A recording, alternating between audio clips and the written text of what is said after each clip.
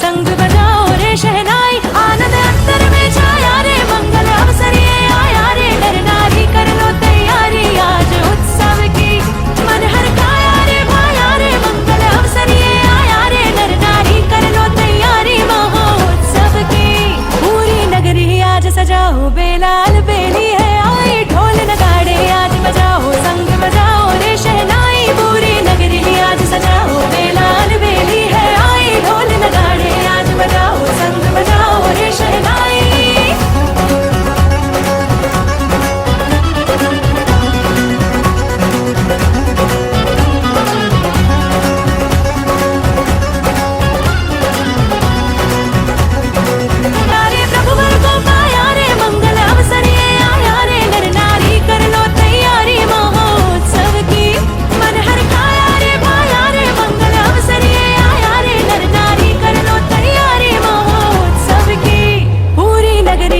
सजाओ बेलाल बेली है आई, ढोल नगाड़े आज बजाओ संग बजाओ रे शहनाई, पूरी नगरी आज सजाओ बेलाल बेली है आई, ढोल नगाड़े आज बजाओ संग बजाओ रे शहनाई।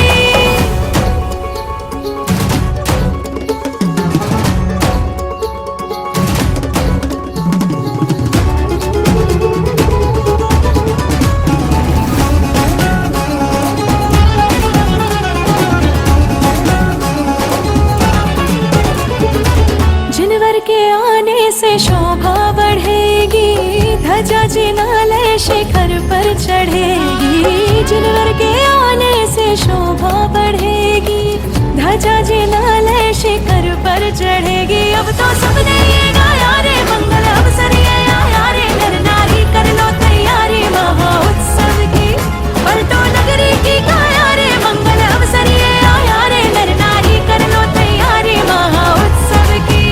पूरी नगरी आज सजाओ बेलाल बेली है आई, ढोल नगाड़े आज बजाओ संग बजाओ रे शहनाई, पूरी नगरी आज सजाओ बेलाल बेली है आई, ढोल नगाड़े आज बजाओ संग बजाओ रे शहनाई।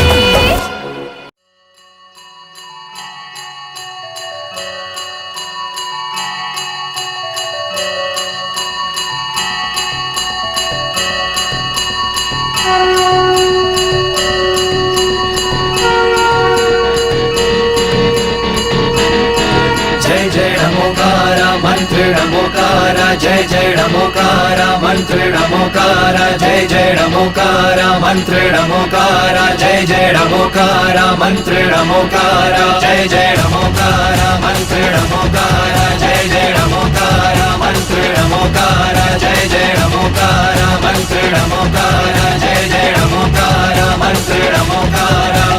मंत्रों में मंत्र नमोकार है, जिससे कटते हैं कर्म सभी, नमकार की नैया पालो सहारा, ना डूबोगे फिर तुम कभी। शत्रु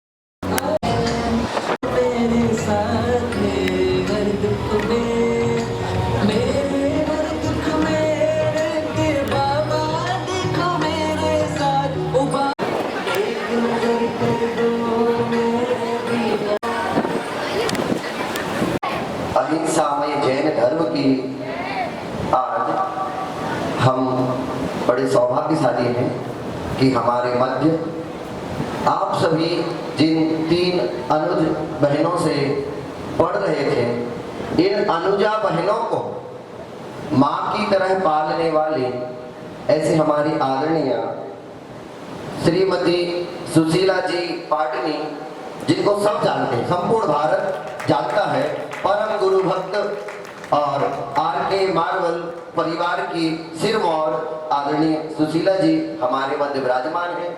और दूसरी माँ, घर में एक माँ है, लेकिन इन्हीं बहनों से सुना है कि घर की माँ की याद ना आए, ऐसी दूसरी माँ संत सुधा सागर छात्रावास बालिका छात्रावास में पहुंचकर मिलते हैं। ऐसी हमारी आदरणीय अधिष्ठात्री महोदया श्रीमती शीला जी डोडिया हमारे बीच में विराजमान है। और एक और परम गुरु भक्त आदरणीय श्रीमती प्रेमलता जी भी हमारे मध्य विराजमान है। मैं सभी से निवेदन करता हूँ हमारे आगंतुक विशिष्ट अतिथियों का ताली बजा करके हम इनका स्वागत करें और अभिनंदन करें। यह बड़ा सौभाग्य ही होता है कि जब ज्ञान की आराधना चल रही हो और ज्ञान का ज्ञानार्जन कराने वाले जो संरक्षक हैं, अधिष्ठात्री महोदया हैं, वो हमारे मध्य विराजमान हो। और सबसे बड़ी विशेष बात यह है कि इस भौतिकतावाद की नगरी में पूज्य सुधा सागर जी महाराज ने सबके सामने कहा था कि भौतिकतावाद की नगरी दिल्ली में यदि पढ़ने वाले मिल रहे हैं और उन पढ़ने वालों का उत्साहवर्धन करने के लिए हमारे ऐसे अतिथि आ रहे हैं तो इस औने पर सुहागा है और हम सबके बीच में हैं। पुनः पुनः मैं सभी का यहाँ पर स्वागत करता हूँ और आदरणीय श्रीमती सुशीला पाटनी जी से निवेदन करता हूँ कि आज की इस सभा का मंगलाचरण करके इस सभा को प्रारंभ करें। आदरणीय पाटनी जी। माइक हटा दो, माइक हटा दो। मोते पद को से ओम नमो सिर से दानम मेरा ओम नमो लोय सब सामम। वे कुंडलपुर के बड़े बाबा की धरणी विद्या सागर गुरु तारो मुझे ऋषि करुणा करो कर से दो आशीष। यही प्रार्थना आपसे अनुनय कर जो हरी भरी दिखती रहे धरती चारों बड़े परम पूज्य संत आचार्य विद्यासागर महामुनि राज के, परम पूज्य समय सागर जी महाराज के, परम पूज्य निर्यापमणि पुंगव सुधा सागर जी महाराज के, आचार्य संघ के। तुम्हें छोड़कर किसको देखूं, किसको ध्यान दुनिया में चरणों आऊं शेष घुमाऊं आप अलौकिक दुनिया में। ऐसे गुरु मिल पहले भला पे कैसे भटका जाएगा, वेदराग ज्ञानी मिलिया है सिफत पे मिल जाएगा। जिस पल तुमको देखा गुरुवर उस पल पे आनंद मिला, मुझको ऐसा लगा कि गुरुवर से दसिला परवास किया, से दसिला परवास किया। बेतराग झर झर झरती है क्या तुमको झरना कहूँ, वात्सल्य के धारा बहके क्या तुमको सरता कहूँ।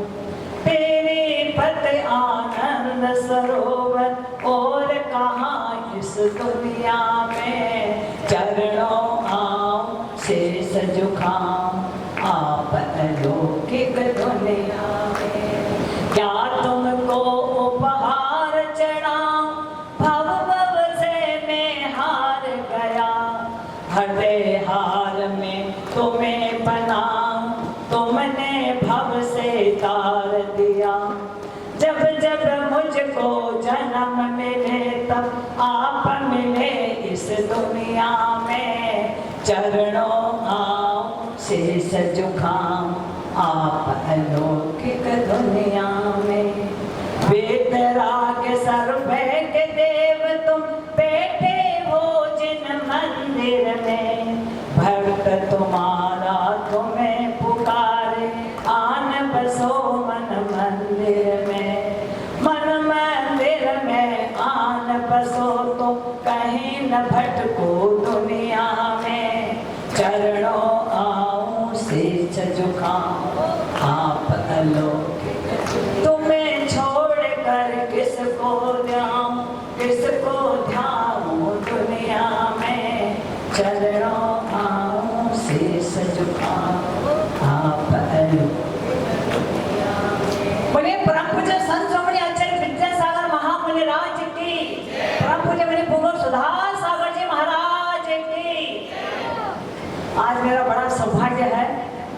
कि यहाँ मैं पहुँची हूँ शिविर में, बहुत ही आनंद आ रहा है देख करके भी। और यहाँ इन भैया जी का बहुत ही ज़्यादा था कि आप यहाँ एक बार जरूर, पहले भी फोन किया था इस साल भी, पर मैं आई, मेरा सौभाग्य नहीं था, पर अब की बार आया तो बहुत ही अच्छा लगा। और ये सागानेट सर जो चल रहा है, मेरे को लग रहा है कम लोग हैं, लेकिन अब बहुत लोगों को स्वाध्याय सीखना चाहिए, क्योंकि अपना यही सौभाग्य है। और इतनी अच्छी अच्छी छोटी छोटी बेटियाँ हैं अपनी, तो आपको पढ़ा रहे हो, कैसा लग रहा है? आप तालियां तो बजा दो उनके लिए। तो आप लोगों की थोड़ी भीड़ और होनी चाहिए यहाँ कम से कम 500 लोग तो कम से कम होना चाहिए, तब तो दिव्य नगरी में आनंद आता है। अब आप थोड़े लोग बैठे हो ठीक है, लेकिन फिर भी अब आगे से कम अपने आस पास रिश्ते नाते सबको ही बुला के इस शिविर का आनंद लेना चाहिए, क्योंकि ये सब लोग करने वाले बहुत मेहनत करते हैं। ये लोग वहाँ से आकर के मेहनत करती है, आप लोग उसका आनंद नहीं ले पाते थे, अपनी भूल है ये। हमारा सौभाग्य था कि मैं आज आई हूँ, मुझे बहुत अच्छा लग रहा है। बस यही मेरा भी सौभाग्य बनता रहे कि मैं ऐसे कार्य करते रहूँ। सभी को जय जय। का संगम बड़ी मुश्किल से होता है, लेकिन मैं आदरणीय के बारे में बताऊं, सरस्वती लक्ष्मी के साथ साथ दर्शन, ज्ञान और चरित्र तीनों की त्रिवेणी है। ज्ञान भी है, और आपको शायद नहीं पता होगा कि आदरणीय स्वाध्याय भी कराते हैं, और संपूर्ण समाज को श्रावकाचार्य जी का स्वाध्याय भी ऑनलाइन कराया है, और 6 प्रतिमाधारी भी हैं। दर्शन ज्ञान के साथ चरित्र भी लगातार साथ में लेकर चल रहे हैं। मैं बहुत बहुत धन्यवाद हमारे आगंतुक तीनों अतिथियों से निवेदन करता हूं कि आज की सभा प्रारंभ हो, इसके लिए चित्रनावरण। नाम तिहारा तारण हारा, कब तेरा हारा तारण हारा हो। रुचिर दीप्तिकरं शुभदीपकं सकल लोक सुखाकर मुज्ज्वलं, तिमिरजाल हरं प्रकरं सदा किलधरामि सुमंगलकं मुदा। ओम ह्रीं अज्ञानतिमिरहरं केवलज्ञान प्रकाशकं दीपप्रज्वलनं करोम्यहम्। हो रहा है, और हम लगातार अनुमोदन तन, मन और धन से गुरु की और ज्ञान की सेवा करते रहे। महके क्यों गली गली, खिली क्यों गली गली, क्या कहती है हवा। तुम्हें हर खुशी मिले, लंबी जिंदगी मिले, देती है ये दुआ अलबेला मौसम। करने आज आपका आया जैन समाज, पधारो जैन जगत के ताज, पधारो जैन जगत के ताज। स्वागत करने आज आपका आया जैन समाज, पधारो जैन जगत के ताज, पधारो जैन जगत के ताज। एक बार जोरदार तालियां बजाते रहे, अनुमोदन करते रहे। हमारे बीच में विराजमान है आज हमारी वो प्रतिभाशाली की वीणा से गुंजितम स्वागतम। आप आए हमें एक निधि मिल गई, और आने से मन की कली खिल गई। अभिनंदन करते हैं हम सब हाथों में रो। सुशीला जी की ये जोड़ी अमर रहे, और लगातार हम सबका उत्साहवर्धन करते रहे। और अब मैं आमंत्रित करता हूँ हम सबकी माँ आदरणीय अधिष्ठात्री महोदया श्रीमती शीला जी लोडिया को, वह आए। यहाँ पर पिछले वर्ष भी आए थे, अब भी आया, देखा, और दिल्ली का यह तो एक नज़ारा है, और भी शिविर है। अपने अनुभव और अपने उद्बोधन दें। महाराज की जय। प्रतिमाधारियों को आदरणीय सुशीला प्रभु जी सहित जितने भी यहाँ विराजमान है सभी को वंदना, और सभी को सादर जय जनेन्द्र। यहाँ के पदाधिकारी कार्य कर रही है, सबको विशेष रूप से जय जनेन्द्र। आलोक भैया जी जो यहाँ पर आपके यहाँ पर पूरे दिल्ली में धर्म की गंगा बहाते हैं और संस्थान के इस कार्य को बड़ी उत्सुकता के साथ करते हैं। उनका बहुत बहुत आभार है, उनका भी बहुत बहुत स्वागत है। सचिन भैया, क्योंकि मेरी बात सचिन भैया से ही रोज होती है, कितने दिन पहले से इनको उत्सुकता लग जाती है कि हमको शिविर लगाना है। भाभी और इनका बार बार फोन आता है कि हमारे लिए आप विद्वान चुन के रखना। तो भैया मैं बता दूं कि वहाँ के विद्वान एक से एक चुनिंदा ही है, जो बालिकाएं भी हैं और विद्वान भी हैं। विद्वान तो आपके सामने दिल्ली में वर्षों से यहाँ अपनी सेवाएं दे रहे हैं, लेकिन विदुषियाँ गत वर्ष भी आपके यहाँ आई थी।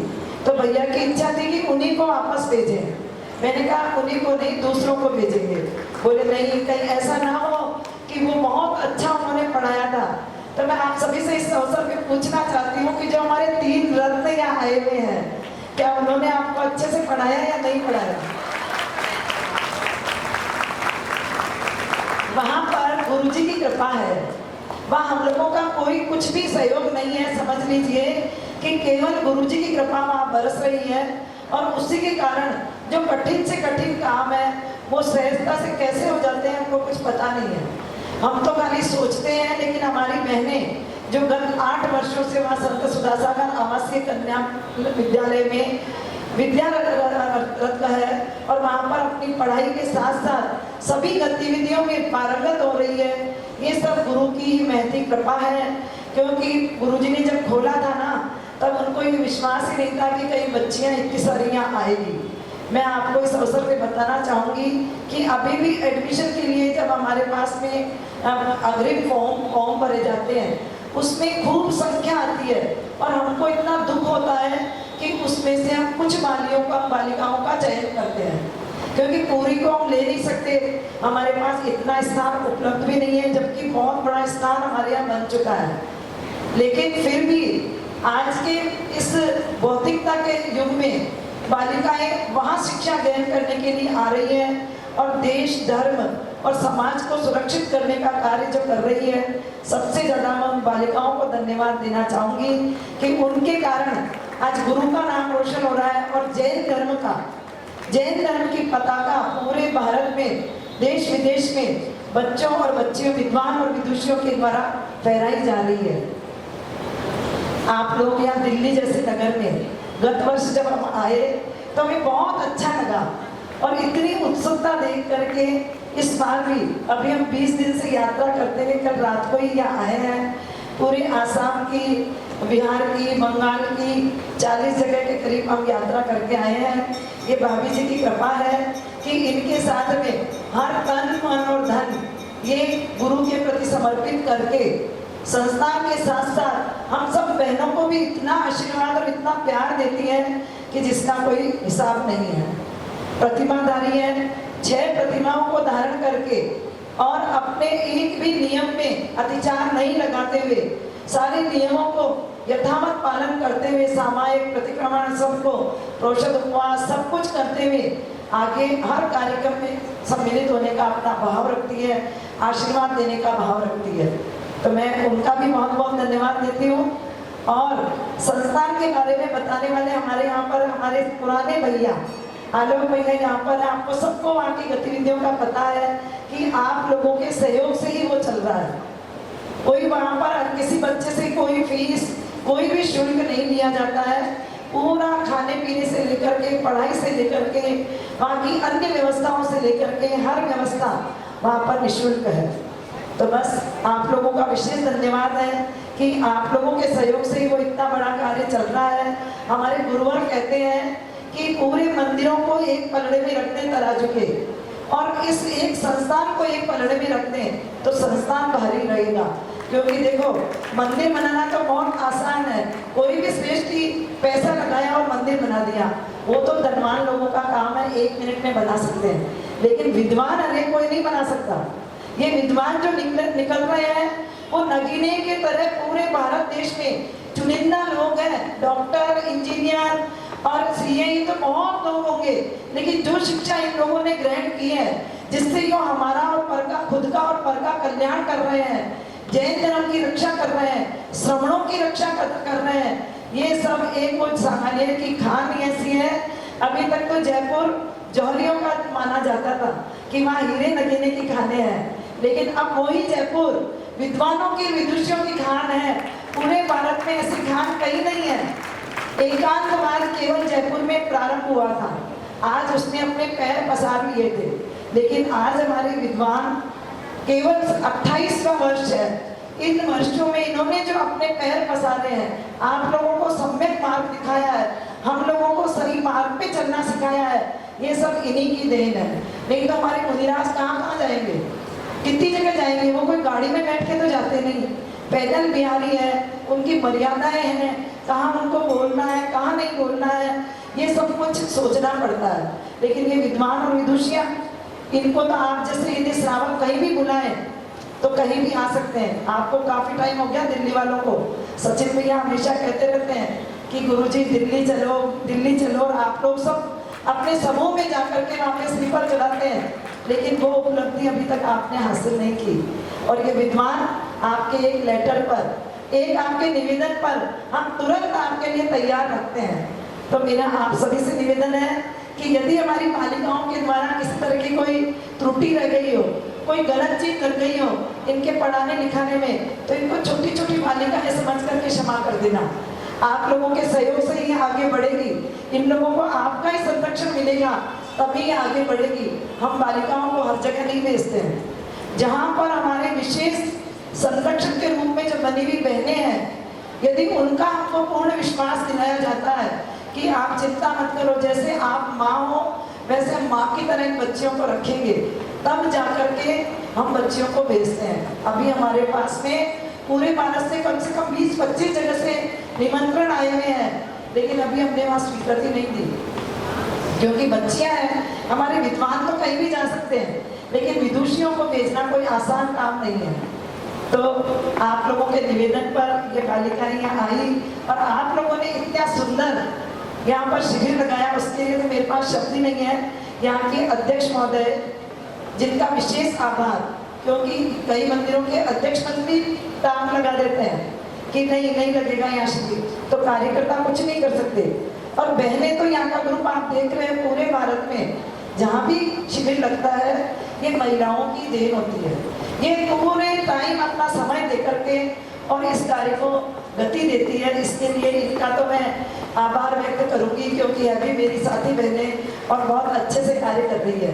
12 वर्षीय कोर्स आपके पढ़ाने के उसमें मैं व्यवधान डाल रही हूँ कि 12 वर्षीय कोर्स जो चल रहा है, अभी हमने जब आसाम की यात्रा की तो वहाँ पे भी सैकड़ों लोगों ने वो फार्म भरे।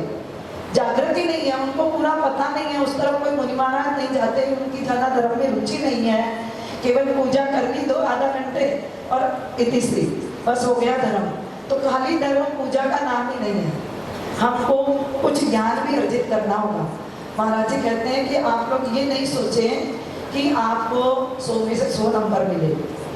आप केवल यदि एडमिशन लेंगे तो आप उस राइटर का नाम, उस हमारे आचार्य के द्वारा रचित जो जिनवाणी है उनका नाम तो आप देखेंगे, उस पर उंगली फेरेंगे तो आपको बड़ा आनंद आएगा और पढ़ने की इच्छा जरूर होगी।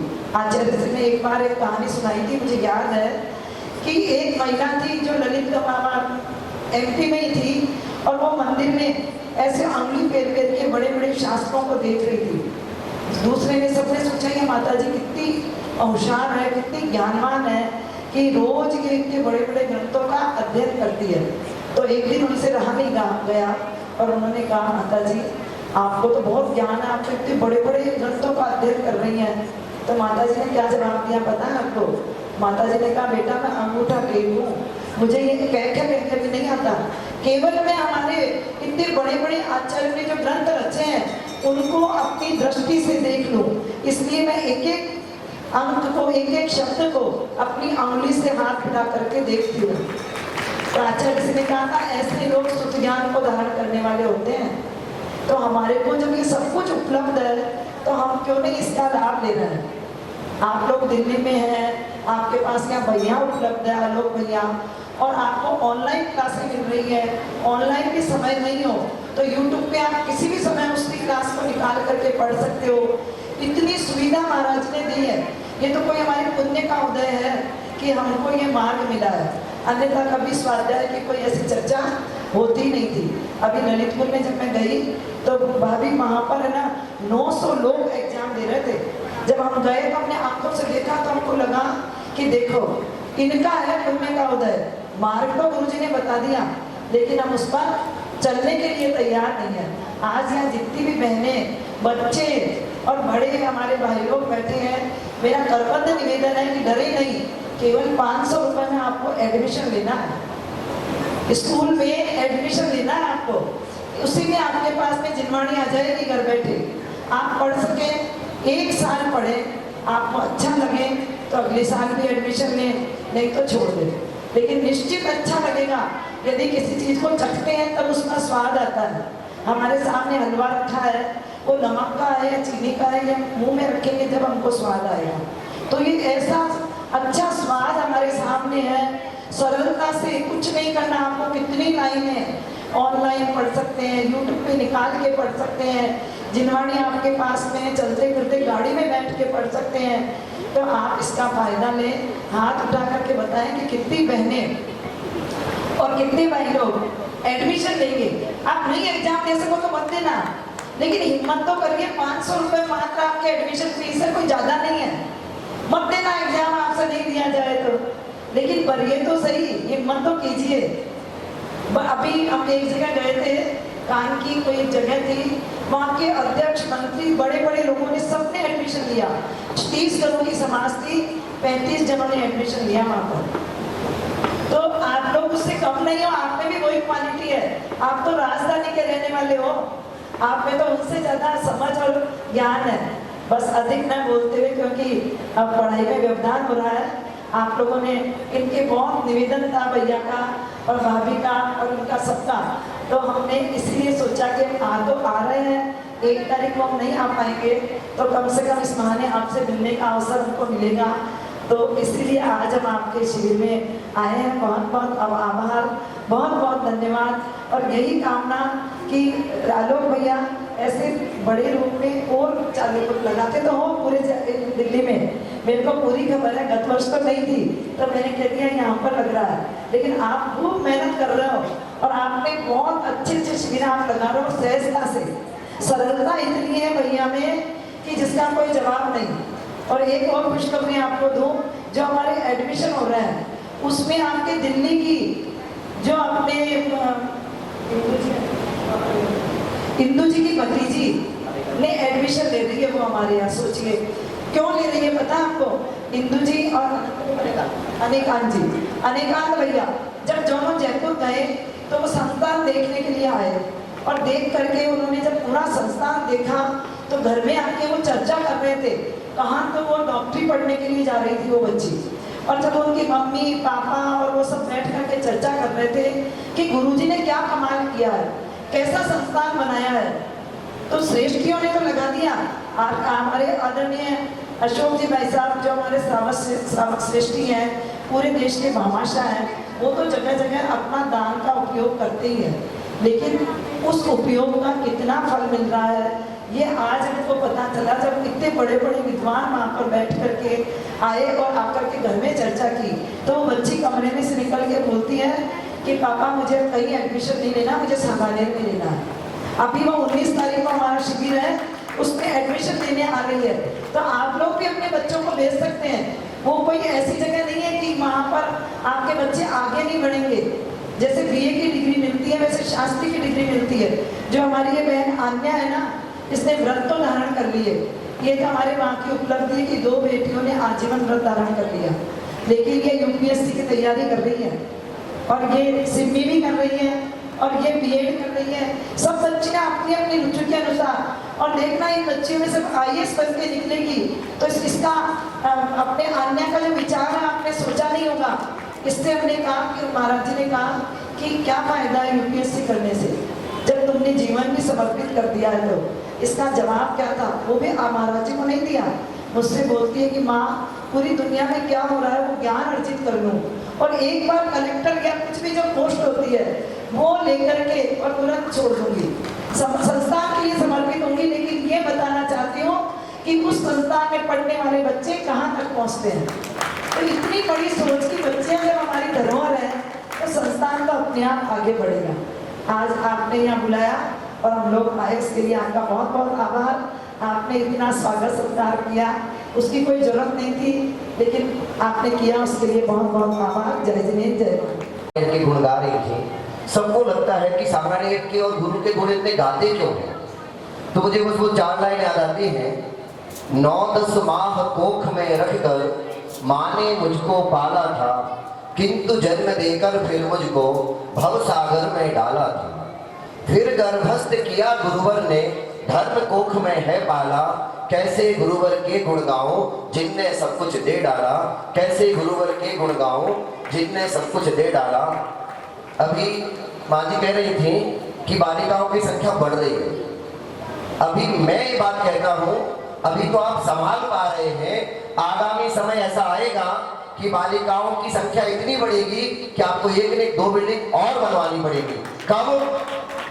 जब बालक छात्रावास के जैसे 50% से अधिक लोग सरकारी नौकरी में पहुंचेंगे, बालिकाएं सरकारी नौकरी में पहुंचेंगी, उस दिन लाइन लगना अपने आप और ज्यादा प्रारंभ हो जाएगा। और अभी आदरणीय यहाँ बता रही थी कि बहन यूपीएससी की तैयारी कर रही है, और मैं तो कहता हूँ सबको करनी चाहिए। क्यों करनी चाहिए? अभी मैं किशनगढ़ शिविर पढ़ा रहा था पिछले हफ्ते, और मैंने वहां पर जैन इतिहास पढ़ाया। तो इससे बड़ी सभा थी, सब कह रहे पहली बार जैन हिस्ट्री पढ़ी। क्यों? इतिहास कोई नहीं पढ़ा था, और इतिहास पढ़ाने का विचार कहां से आया? मैंने आरएस का इंटरव्यू दिया, और इंग्लिश मीडियम का ना होने की वजह से मैं बाहर हुआ, और फिर 7 साल जयपुर में और 5 साल दिल्ली में, दिल्ली की जितनी बड़ी बड़ी कोचिंग्स हैं सब में पढ़ाया, और वर्तमान में हिस्ट्री पॉलिटी की मेरी बुक भी चलती है। तो उससे पता चला कि जैन दर्शन को इतिहास से, जैन दर्शन को भूगोल से, और जैन दर्शन को विज्ञान से कैसे जोड़ा जा सकता है। हम कह तो देते हैं कि रात्रि में नहीं खाना, दीप प्रज्वलित करना, ऐसा करना, लेकिन सबको लगता है धार्मिक ढकोसला है, उसको आज विज्ञान के आधार पर सिद्ध करना। जैसे हम लोग बार बार बताते हैं ना कि 1 बूंद बिना चले पानी में असंख्यात जीव है। ये किसने बताया? सर्वज्ञ देव। हम लोग तो इतनी सी बूंद में असंख्यात कैसे हो सकते हैं? फिर एक अमेरिका के साइंटिस्ट कैप्टन सर्वोसवी, उन्होंने देखा और गिन लिए 36,450, जो गिनने में आ गए ना आंखों से, वो तो बड़े बड़े होंगे, असंख्यात भी गिनने में नहीं आए।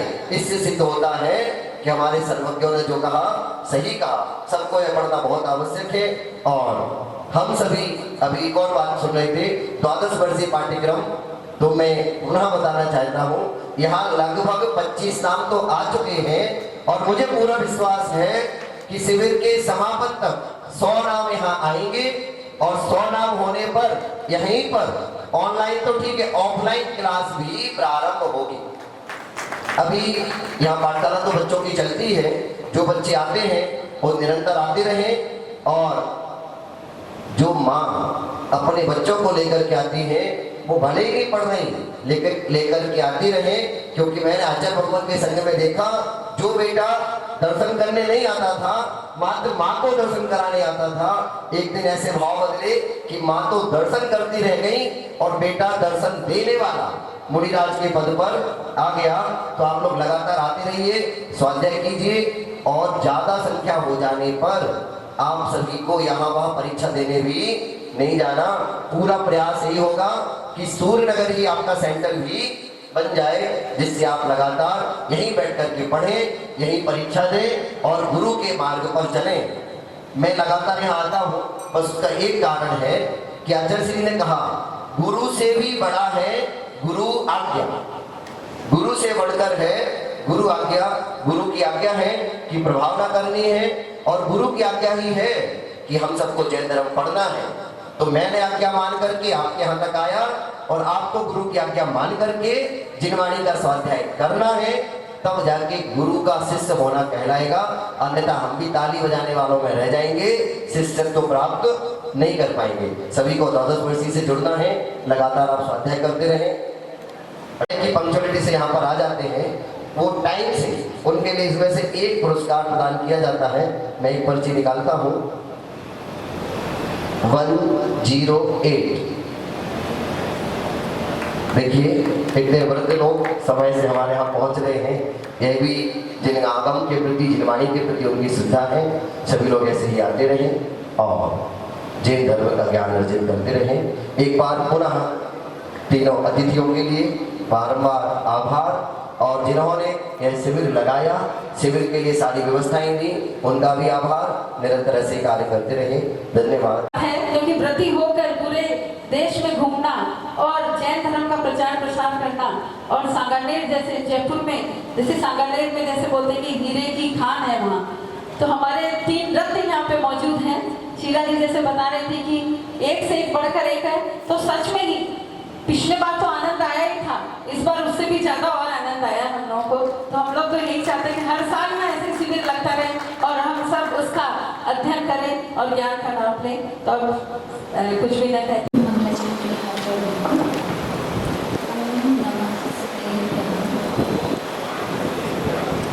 आदि संबंधे चिरमजियं संभवमभिरं दर्शुमयं पां सुपासं चन्दं सुवीरं श्रीयलसेवासुपोचं विमलमनन्तं धम्मपवर्तै धम्मं सन्तिं तिलयहरं कुन्थुमरं शिवकन्तारमणं मल्लिकं मे चूर्णकरं मुनिसुकैरमितामजीवेशं चतुकुलतिलयं भीमिचिरं पाशपहुं भयगम्बरवीरं वन्दे सकमतिप्रयरं मानसकीर्ते विहरणभूता श्रीमन्त्रविजयवन्ता बिन्दुसमाहितो विसुरां रविशशिसहस्रकया सन्ता रविशशिसहस्रकया सन्ता। बादशाह जिम्बाड़ी माता की आपका सिद्धांत प्रवेशी का जो भुवन में सार तीर्थराज वेदांता शिव स्वरूप शिव का नमः त्रियोग संहारते। सबसे पहले हम देखते हैं हमने कल क्या पढ़ा था, उसके बाद हम आगे का पढ़ेंगे।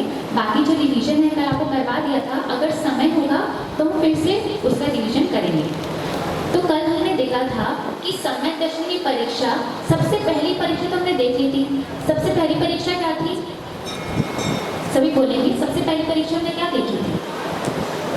4 गुण। कौन कौन से? संवेग, अनुकंपा, आस्तिक्य और प्रश्न। दूसरी सम्यक दर्शन की परीक्षा हमने देखी थी कल कि हमें क्या करना है, हमें 25 दोषों से रहित होना है और 8 गुणों से सहित होना है। उसमें से हमने 8 गुण और उन्हीं के बेटे 8 दोष, उसके बाद 8 प्रकार के मदों को देखा था। तो सबसे पहले हमने 8 अंगों के बारे में चर्चा की थी। सबसे पहला अंग कौन सा होता है? निःशंकित। निःशंकित अर्थात शंका से रहित होना। किसमें शंका से रहित होना? जिनेंद्र भगवान के जो वचन है उसमें जरा सी भी शंका नहीं करना। इसमें कौन प्रसिद्ध हुए थे? अंजन चोर, ये हमने देखा था। फिर दूसरा अंग कौन सा है? निकांक्षिता। अनंतमती रानी। अनंतमती रानी का हमने देखा था कि उसके पास कितने सारे प्रलोभन आए कि अरे तुम यहाँ मेरे राजा की पत्नी बन जाओ, ये बन जाओ, लेकिन फिर भी उसने किसी प्रकार के संसार के सुख की इच्छा नहीं की। ये था निकांक्षित अंग। फिर देखा था तीसरा क्या नाम है? निर्विचिकित्सा अंग। देखिए हम जो 8 अंगों को पढ़ रहे हैं, हमें ये देखना है कि ये सारे अंग हमारे अंदर हैं कि नहीं। हमें कभी शंका तो नहीं होती कि जो जिनेंद्र भगवान ने कहा है वो सही है गलत है, कभी जरा सा उन्हें विचार तो नहीं आता। हमें ये देखना है, अगर आता है तो अब हमें इसे दूर करना है। आज आपको पता है 6 डाला की अंतिम कक्षा है, सभी को पता है। सिद्धांत प्रोफेसर शरारा की आज अंतिम कक्षा है।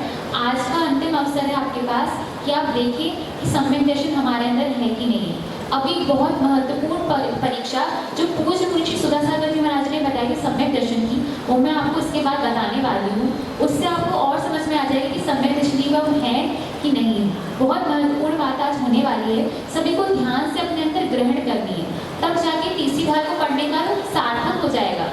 देखिए, अगर कहते हैं कि ज्ञान क्रिया के बिना अधूरा है। ज्ञान तो हो गया, लेकिन अगर हमने उसे अपने आचरण में नहीं ढाला तो अधूरा माना जाता है, फिर ज्ञान सार्थक नहीं कहलाता। और वह हमारा जो मनुष्य जन्म है, जो कि दुर्लभता से मिला है, यह भी सार्थक नहीं कहलाएगा। इसलिए अगर आपने जो शिविर पढ़ा है, अगर आपको सच में शिविर अच्छा लग रहा है और आप आगे भी शिविर चाहते हैं, कुछ शिविर से ग्रहण करना चाहते हैं, तो आज की कक्षा में जो भी सम्यक दर्शन के बताया जाए, आपको उसे अपने जीवन में ग्रहण करना है, उतारना है। अब हम देखते हैं आगे का, एक बार जल्दी से रिविजन करेंगे। फिर हमने चौथा अंक कौन सा देखा था? अमूढ़ दृष्टि। तीसरा था निर्वी चिकित्सा। निर्वी चिकित्सा अर्थात बिल्कुल भी चिकित्सा था घृणा का भाव नहीं करना। क्या घृणा का भाव नहीं करना? कि मुनि का तन है मलिन हो जाता है, क्यों? क्योंकि वो क्या करते हैं, ना स्नान करते हैं, ना दंड धावन करते हैं, वो अपनी आत्मा के हित करते हैं। अभी आप लोग श्लोक पढ़ते हैं कि जो मुनि होते हैं, अगर हम आत्मा के हित करेंगे तो क्या होगा? शरीर का अहित होगा। शरीर का हित करेंगे तो आत्मा का अहित हो जाएगा। इसलिए अगर आत्मा का हित करना है तो शरीर का तो अहित होगा ही। जैसे आप देख रहे हैं पूज्य मुनि शिव सागर जी महाराज जी, उनका शरीर कितना दुबला पतला है, पेट तो दिखता ही नहीं है उनका। मतलब आप सोचिए, वो अपनी आत्मा के हित करने में लगे तो उनका शरीर का उपकार हो रहा है, लेकिन अपनी आत्मा का तो उपकार हो रहा है कि नहीं हो रहा? क्योंकि अगर हम शरीर पे ही लगे रहेंगे, है ना, शरीर में लगे रहेंगे तो नश्वर है, वो हमारे साथ कभी रहेगा क्या? हमेशा नहीं। इस जन्म के बाद वो शरीर छूट जाएगा। लेकिन अगर हम अपनी आत्मा का हित करेंगे तो वह आत्मा जन्मों जन्म तक हमारे साथ रहेगी और हमें मोक्ष प्राप्ति की ओर ले जाएगी। तो हमने देखा था तीसरा निर्वी चिकित्सा। फिर चौथा क्या देखा था? अमूढ़ दृष्टि। सभी बोलेंगे ताकि याद जाए। चौथा क्या देखा था? अमूढ़ दृष्टि। अमूढ़, मूढ़ मतलब मूर्खता पूर्ण दृष्टि नहीं करना। मूढ़ता मूर्ख, तो मूर्खता पूर्ण दृष्टि कैसे नहीं करेंगे हम? मतलब अगर हमारे भगवान ने कहा है कि 7 तत्व ही होते हैं, तो वैसा ही श्रद्धान करना। जिस प्रकार रेवती रानी का श्रद्धान था कि 24 तीर्थंकर ही होते हैं, 25 में नहीं हो सकते। मैं मूर्ख नहीं हूँ जो आपकी बातों में आ जाऊँ। ऐसा श्रद्धान, अटिक श्रद्धान हमारे अंदर होना अमूढ़ दृष्टि का भी कहलाता है। फिर पांचवा क्या देखा था? उपगूहन। उपगूहन, गूहन अर्थात होता है छुपाना। गूहन मतलब छुपाना। तो क्या छुपाना? अपने गुणों को छुपाना और दूसरे के अवगुणों को छुपाना। और क्या करना? जिन धर्म का जितना हो सके अपने अंदर, जिन धर्म को दिपावे, मतलब ना जिन धर्म में दिपावे, अगर जिन धर्म को अपने अंदर प्रज्वलित करना, उज्ज्वलित करना, अपने अंदर जिन धर्म को और बढ़ाना, ये क्या कहलाता है? उपगूहन अंग कहलाता है। फिर छठवा क्या देखा था? स्थितिकरण। स्थितिकरण अर्थात कि हमें जैसे कोई मार्ग से डिग रहा है, हमने वारिशेठ मुनिराज का उदाहरण देखा था कि वारिशेठ मुनि के साथ में एक मुनिराज थे, वो धड़ से डिग रहे थे। तो वारिशेठ मुनि ने क्या किया? उन्हें दिखाया कि मेरे पास तो इतनी पत्नियां हैं, मैं इतनी सारी पत्नी को छोड़कर आया हूँ, आप सिर्फ एक स्त्री को छोड़कर आए हैं, फिर भी आपको वापस उस स्त्री में आसक्ति हो रही है। आप देखिए मैं कितना वैभव छोड़कर आए। तब जाके मुनि को अपने अंदर एहसास हुआ कि हाँ, मैं क्या कर रहा था। और फिर मुनि ने वापस अपना जो मुनि व्रत है उसको अच्छे से धारण किया। तो इस प्रकार कोई दूसरा डिग रहा है तो उसे ही वापस स्थापित करना। अगर हमारे मन में भी कोई बुरे विचार आ रहे हैं, हमारे मन में ये आ रहा है कि अरे क्या करना धर्म करके, कुछ नहीं है, धर्म से कुछ नहीं मिलता है। आप देखेंगे कि जो धर्मात्मा है उसके साथ तो बहुत बुरा हो रहा है, और जो धर्म नहीं कर रहा उसका बहुत अच्छा हो रहा है। तो हमें लगता है कि धर्म का कोई मतलब ही नहीं, कोई अर्थ नहीं है। देखते हैं ना, धर्मात्मा पुरुष है, मान लीजिए उसका बिजनेस फ्लॉप हो गया, धर्मात्मा पुरुष है। और जो बहुत अधर्मी है, शराब पीता है, रात को रात्रि भोजन करता है, पापी है, उसके बहुत पैसे आ रहे हैं घर में। तो हमारे मन में ना धर्म में शंका होने लगी कि धर्म में क्यों करूँ, धर्म करके क्या फायदा, क्योंकि जो मुझे चाहिए वो तो मुझे मिल ही नहीं रहा है, मेरा तो अहित होता जा रहा है। तो इसके बारे में गुरुजी बताते हैं कि देखिए, जो वो व्यक्ति था जो मतलब उसको भी इतना सारा धन वैभव मिल रहा है और वो पाप कर रहा है, तो क्या होगा? उसके पास जो है अभी तो पिछले जन्म में कोई पुण्य कर्म जैसे उसे अभी मिल रहा है, लेकिन आगे चलकर वो सारा जो उसका पुण्य सब कुछ नष्ट हो जाएगा। और जो अभी पुण्य कर रहा है उसका भले ही पाप कर्म उदय चल रहा है, आगे चलकर उसे इतना वैभव मिलेगा, इतना वैभव मिलेगा, उसे संभाल नहीं पाएगा। ऐसा होता है पुण्य सम्यक दृष्टि चीज का। तो इसलिए हमें कभी भी ऐसा विचार नहीं लाना चाहिए कि मान लीजिए हम धर्म कर रहे हैं, हमें कुछ नहीं मिल रहा, तो क्या मतलब धर्म करने का। नहीं, धर्म एक ऐसी निधि है जो प्राप्त होने के बाद कोई जीव दुखी हो ही नहीं सकता, उसे हमेशा सुख मिलता है। वो जानता है कि मेरे कर्मों का उदय है। जब वह जान लेता है कि मेरे कर्मों का उदय है तो उसे दुख क्यों होगा। मेरे कर्म थे, मैं भोगूंगा, कोई दुख नहीं है। लेकिन जो मिथ्यादृष्टि जीव है वो हमेशा दुख में पड़ा रहेगा, अपनी संपत्ति को संभालने के दुख में रहेगा और संपत्ति नष्ट हो जाएगी तो उसके दुख में रहेगा। इसलिए हम सभी को सम्यक दृष्टि जीव बनना है। फिर सातवां कौन सा देखा था? वात्सल्य। वात्सल्य कैसा होना चाहिए? गाय और बछड़े के बीच जिस प्रकार का वात्सल्य होता है वैसा वात्सल्य हमारे अंदर होना चाहिए। फिर आठवां क्या देखा था? प्रभावना। हमें क्या करना है? जितना हो सके उतना धर्म करना है ताकि दूसरे हमें देखकर और प्रभावित हो। घमंड करते हुए नहीं, अच्छे विचार रखते हुए। और दूसरा, कभी भी धर्म की अप्रभावना नहीं करना। आप कोई ऐसा कार्य ना करें कोई जैन धर्म की बुराई करने लगे, ये क्या कहलाता है? प्रभावना अंग कहलाता है। फिर हमने देखे थे 8 मद। 8 मद में देखा था पहला कौन सा था?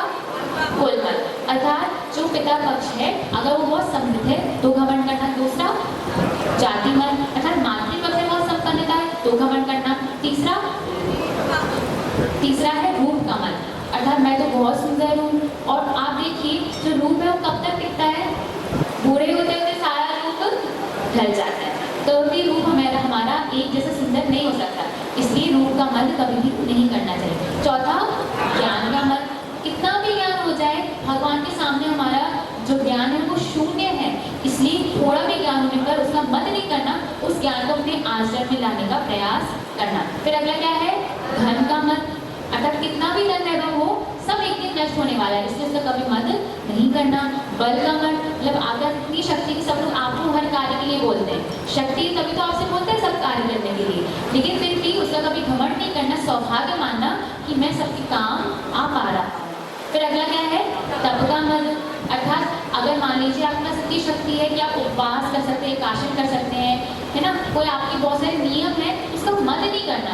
अगर आप मद करेंगे तो जो पुण्य लग रहा होगा वो भी पाप में परिवर्तित हो जाएगा। फिर अगला क्या है? प्रभुता। अंतिम है प्रभुता। आपके पास बहुत वैभव है। वैभव मतलब होता है कि धन भी है, प्रसिद्धि भी है, ज्ञान भी है, सब कुछ है, सारी संपन्नता है आपके पास, तब उसका मद करें कि देखो मेरी कितनी पूछ है हर जगह, लेकिन ये जो पूछ आपको मिली है किसकी वजह से मिली है? देव शास्त्रों की अर्चना करने से। तो सारा जो भी मिलता है हमें उसका क्रेडिट किसको देना चाहिए? भगवान को, कि जो मिला है भगवान आपकी वजह से ही मिला है, इसलिए कुछ भी मेरा नहीं है। जब हम ऐसे भाव करते हैं तो अपने आप हमारा जो मन है, घमंड है, वो शांत हो जाता है। चलिए अब हम आगे पढ़ेंगे, सभी उच्चारण करेंगे। गुरु को देव को वश सेवक की नहीं प्रशंस सोच रही है, जिन मुनि जिन शुद्ध बिन कुकुरादिक तिन्हें नमन करे हैं। अब देखिए हमने 25 दोष में से कितने दोष पढ़ लिए? 8, 16 पढ़ लिए। कौन कौन से? शंखनी शंकित को अर्थात शंका आदि 8 और 8 मत 16 पढ़ लिए। अब हम आगे के 25 दोष पढ़ेंगे ना। 8 अंक भी हो गए। अब अंतिम में हमारी जो परीक्षा है वो पूरी होने वाली है, दूसरी परीक्षा सम्यक दर्शन की। तो हम देखते हैं कुगुरु अर्थात ऐसे गुरु जो हमें मिथ्या मार्ग का उपदेश दे। कैसा उपदेश दे? कि मान लीजिए वो गुरु आपको बता रहे हैं, जो पहली बात तो गुरु कौन होते हैं? परिग्रह से रहे। आप उन गुरु को मान रहे हैं जिनके पास परिग्रह है, मतलब जो लैपटॉप रख रहे हैं, फोन रख रहे हैं, वस्त्र धारण करे हुए हैं, ऐसे गुरु को मान रहे हैं। क्योंकि वो गुरु क्या उपदेश देंगे? आपको भी वैसा उपदेश देंगे जैसे वो है। तो ये क्या कहलाएगा? मिथ्या मार्ग। वो आपको उपदेश देंगे कि अरे तुम्हें धन संपत्ति चाहिए, आओ मैं तुम्हें मार्ग बताता हूँ, तुम्हें अच्छे पुत्री आदि चाहिए तो मैं तुम्हें मार्ग बताता हूँ। ऐसे को गुरु जो मिथ्या मार्ग का उपदेश है, जो उपदेश दे कि आप मोक्ष में नहीं जा सकते, आप भगवान के भक्त बनिए, आप भगवान में जाकर मिल जाएंगे, ऐसा मिथ्या मार्ग का जो उपदेश दे, जो अपनी आत्मा का कल्याण का नहीं बल्कि आपको खुद अपने कल्याण की बात बताएंगे कि जिससे उनका कल्याण हो, ऐसी उल्टी बात जो करे वो गुरु कहलाते हैं। तो ऐसे को गुरु की प्रशंसा नहीं करना। देखिए अभी हम पढ़ रहे हैं 6 अनायतन। हमने देखा था कि जो 25 दोष होते हैं उसमें 8 दोष हो गए, 8 मद हो गए, 6 अनायतन हो गए और 3 मूर्ता हो गई। सबसे पहले हम 6 अनायतन के बारे में पढ़ेंगे। तो कुगुरु हमने समझ लिया, कुदेव अर्थात ऐसे मित्र ऋषि देवी देवता जो क्या करते हैं, परिग्रह को धारण करते हैं। कुवृष, वृष का हमने पहले भी देखा था कल। वृष का क्या होता है? वृष का अर्थ धर्म। तो धर्म अर्थात जो हमारे जो दूसरा धर्म है, दूसरे धर्म उनके शास्त्र सब कुछ आ जाएंगे। तो ऐसा जो कुधर्म है, जो धर्म हमें हिंसा का मार्ग बताए, जो हमें अहिंसा का मार्ग ना बताए, क्योंकि धर्म क्या होता है? अहिंसा परमो धर्मः। हर जगह अहिंसा को ही परम धर्म माना जाता है। तो जो अहिंसा का मार्ग ना बताए, ऐसा जितना भी धर्म है वैसा कुधर्म में आता है। तो कुधर्म, कुगुरु, कुदेव और कुधर्म, ये 3 हो गए। 6 अनायतन हम गिन रहे तो 3 कौन हो गए? कुगुरु, कुदेव और कुधर्म। इसके बाद उनके सेवक, तो कुगुरु के सेवक, कुदेव के सेवक और कुवृष के सेवक कितने हो गए? 6। एक बार सब लोग 6 का उच्चारण करेंगे। कुगुरु, कुदेव, कुधर्म, फिर कुगुरु के सेवक, कुदेव के सेवक और कुधर्म के सेवक। ये 6 हमारे अनायतन हो गए। अनायतन का अर्थ क्या होता है? आयतन अर्थात होता है रहने का स्थान। आयतन अर्थात रहने का स्थान। अनायतन मतलब जहाँ पे हमें रहना नहीं चाहिए, जहाँ पर नहीं जाना चाहिए, वो अनायतन है। आयतन मतलब शरण करने योग्य, शरण में जाने योग्य। अनायतन अर्थात शरण में नहीं जाने योग्य, अनायतन। तो ये 6 अनायतन जो हैं ये दोषों में आते हैं। अगर हम इन 6 अनायतनों के पास जाएंगे, मान लीजिए कोई ऐसा व्यक्ति है जो कुगुरु का सेवक है, वो बता रहे हैं, अरे तुम्हें पता है मेरे गुरु कैसे हैं? मेरे गुरु के पास में गया, मेरे पास बहुत, मेरा जो बिजनेस बिल्कुल फ्लॉप हो चुका था, मैं पूरा गरीब हो चुका था, और गुरु के पास गया, उन्होंने एक मंत्र का जाप बताया और मेरा सारा दुख दूर हो गया, धन संपत्ति आ गई। तो मान लीजिए आपने उस गुरु के सेवक पे विश्वास कर वो मंत्र जपने लगे, तो ये भी क्या होगा? ये गुरु के सेवक में 6 अनायतन में आएगा। ये भी बहुत बड़ा दोष माना जाएगा। इसीलिए हमें कभी कुगुरु, कुदेव और कुशास्त्र इनकी सेवक की, और जो कुगुरु, कुदेव, कुशास्त्र है इनकी कभी प्रशंसा नहीं करनी चाहिए। यहाँ पे क्या कह रहे हैं? कुगुरु, कुदेव, कुवृष सेवक की नहीं प्रशंसा सोच रही है, हमें प्रशंसा नहीं करनी चाहिए। अगर प्रशंसा करेगी तो किसमें आएगा? 6 अनायतनों में आएगा। प्रशंसा नहीं करना, ये हमें अपने अंदर धारण करना है। अगर अभी तक मान लीजिए एक प्रेमानंद जी महाराज है ना, और एक बहुत प्रसिद्ध है, कौन से बाबा प्रसिद्ध है? हाँ, बागेश्वर बाबा, हाँ बहुत प्रसिद्ध है। तो हम उनकी बहुत तारीफ करते हैं, अरे उनको तो सब ज्ञान है, तुरंत पहचान जाते हैं कि हम अपनी परेशानी बताएंगे, वो बिना देखे पहचान जाएंगे, हमारी परेशानी का हल बता देंगे। तो हम ये सब सुनकर उनकी प्रशंसा करने लगते हैं, नहीं जा रहे हैं, नहीं मान रहे हैं, फिर भी दूसरों से प्रशंसा क्या करना, ये भी 6 अनायतन हमें आएगा। ऐसा नहीं कि हम नहीं जा रहे उनकी प्रशंसा करने बैठ गए। क्यों? वो क्या कर रहे हैं? वो तो कुधर्म को फैला रहे हैं। क्या वो मानते सच्चे देवशास्त्र गुरु को? क्या उनके पास इतना सुख है कि उन्हें कभी कपड़े लत्ते की आवश्यकता ना पड़े, कभी भूख प्यास ना लगे? जो हमारे भगवान का वैभव तो देखो, कभी भूख प्यास लगती है, बड़े बड़े देवता भी उनके सामने सिर झुकाते हैं। पद्मावती देवता, सारे देवता उनके पास ही तो आते हैं, उनकी पूजन दर्शन तो करते हैं, उनकी तो सेवा करते हैं। लेकिन हम किसके पास जा रहे हैं? हम ऐसे देवों के पास जा रहे हैं जो खुद ही हमारे भगवान के पास आ रहे हैं। तो हमारा उनके पास जाना व्यर्थ नहीं कहलाएगा? जो हमारे भगवान के पास जा रहे हैं, आप उनके पास क्यों जाइए? हमें कहाँ जाना चाहिए? हमें अपने भगवान के पास जाना चाहिए, जो हमें एक ऐसा मार्ग बताते हैं जिससे हमारा कल्याण हो, हम भी भगवान बन सके। इसीलिए हमें 6 अनायतन उनके सेवक के पास कभी नहीं जाना चाहिए और कभी प्रशंसा भी नहीं करनी चाहिए। ये हो गए 6 अनायतन। सभी को 6 अनायतन समझ में आए? आगे से कोई 6 अनायतन के पास नहीं जाएगा? हाँ, 6 अनायतन से दूर रहना है और ना ही उनकी प्रशंसा करनी है। अब लास्ट हमारे पास बचा है, लास्ट हम दोष देखेंगे और जानेंगे कि हम समय ऋषि जीव हैं या नहीं है। जिन मुनि जिन शुद्ध बिन को गुराते तिन्हें न नमन करे हैं। अर्थात जो जिन मुनि की, जिन शुद्ध की, उनको छोड़कर को गुराते की नमन करते हैं वो तो दोष कहलाएगा, लेकिन उन्हें नहीं नमन करते हैं तो वो 6 आयतन में, 6 आयतन मतलब 6 आयतन कौन से हो जाएंगे?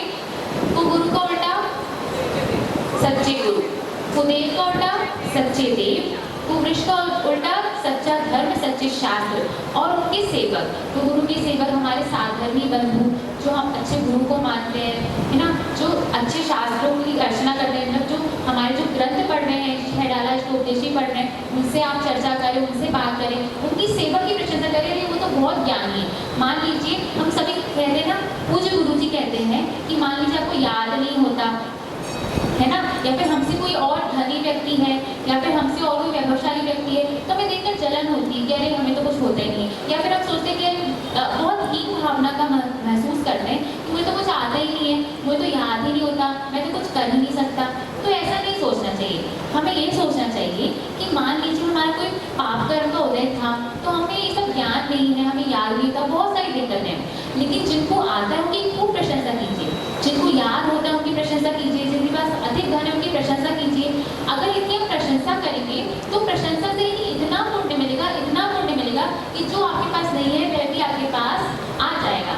इसीलिए कभी हमें ये नहीं सोचना चाहिए हीन भावना कि मेरे पास ये चीज़ नहीं है, मेरे पास ज्ञान नहीं है, मुझे याद नहीं होता।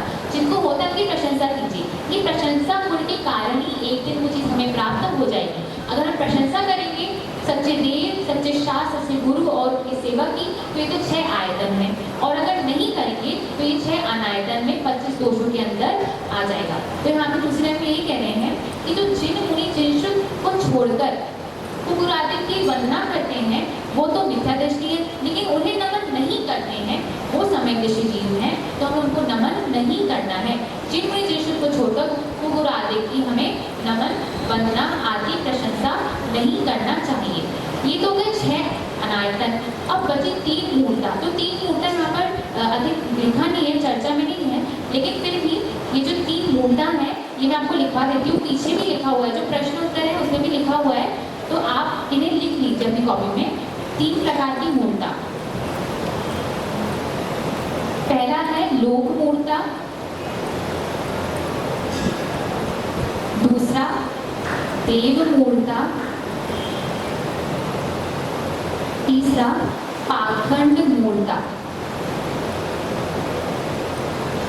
देखिए अगर आपने ये 3 मूर्ताएं और छोड़ दी तो आप सम्यक दृष्टि जीव बन जाएंगे, आप परीक्षा में पास हो जाएंगे। इसलिए 3 मूर्ता में अच्छे समझनी है, क्योंकि ये हम बहुत ज़्यादा करते हैं। समझे लिख लिया? चलिए अब हम समझते हैं। सबसे पहले है लोक मूर्ता। ये तो सभी करते हैं, मुझे लग रहा है सभी के अंदर ये मूर्ता होगी। क्या होती है लोक मूर्ता? लोक मूर्ता हर लोक में जो बहुत प्रचलित है, सब लोग लोक में मानते हैं, कोई लॉजिक नहीं है उसका, फिर भी लोक में सभी लोग उस चीज़ को मानते हैं। हमारे साथ देवशास्त्रों ने नहीं बताई वो चीज़, फिर भी लोक में प्रसिद्ध होने के कारण हम भी उसे मानने लगे, तो ये लोक मूर्ता है। जैसे बिल्ली रास्ता काट गई, कौन कौन मानता है? बिल्ली रास्ता काट गई तो हमें वहाँ से नहीं जाना है, उस रास्ते से नहीं जाना है। ऐसा होता है क्या? ऐसा कुछ नहीं होता। आपने भेड़ चाल सुनी है? भेड़ चाल, भेड़ चाल में क्या होता है, एक भेड़ थी, गलती से वो कुएं में गिर गई, तो उसको देखकर सारी भेड़ें आई और कुएं में गिरती चली गई। किसी को समझ ही नहीं आया कि वो भेड़ क्यों गिरी थी, गलती से गिरी थी कि जानबूझ के नहीं। जो सामने वाला कर रहा है वही हमें करना है। किसी ने बाहर चप्पल उतारी, लिखा है बाहर चप्पल उतारना मना है, फिर भी सब वही चप्पल उतारी कि अरे एक चप्पल उतरी तो मैं भी उतार देता हूँ, करते हैं हम। ये सब लोक मूर्ता है। तो लोक मूर्ता अर्थात जो नहीं करने योग्य कार्य है, जो लोक में प्रसिद्ध है और गलत कार्य है, उसको मानना। मूर्ता अर्थात मूर्खता। देखिए बिल्ली रास्ता काटने, ये भी कैसे प्रचलित हुआ था? ये भी ऐसे ही प्रचलित हुआ था कि किसी का कोई काम था, बिल्ली रास्ता काट दी, तो उसे लगा कि अरे मेरा काम इसलिए बिगड़ा है कि बिल्ली रास्ता काट दी, उसे सबने फैला दिया। अब ये पूरे देश में प्रसिद्ध है कि बिल्ली रास्ता काट दी तो वो कार्य जो है नहीं होगा। ऐसा कुछ नहीं होता। जब तक हमारा कर्म का उदय नहीं होगा तब तक हमारा कोई भी काम नहीं बिगड़ सकता। इसलिए मेरे पास दृढ़ विश्वास होना चाहिए देवशास्त्र पर, कर्म सिद्धांत पर। तो ये क्या कहलाएगा? अलोक मूर्ता, मतलब मूर्ता से रहित भाव। लेकिन लोक मूर्ता क्या? जो लोक में प्रसिद्ध बातें हैं कि जिनका कोई भी लॉजिक ना हो उनको मानना। ऐसे ही बहुत सारे और भी हैं, जैसे गंगा जी में स्नान करोगे तो पाप दूर हो जाएगा, यमुना जी में स्नान करोगे, ये सब क्या है? लोक मूर्ता। ऐसी बहुत सारी बातें हैं, जैसे समुद्र में। और हाँ, जैसे हम लोग कहीं जाते हैं समुद्र के पास, है ना, समुद्र के पास बालू, कुछ लोग क्या करते हैं बालू से वो बना देते हैं, एक शिला बना देते हैं, कह रहे पुण्य मिलेगा, शिला बना दो, है ना। ये सब क्या है? ये सब पाखंडता है। लोक की मतलब लोक में कोई चीज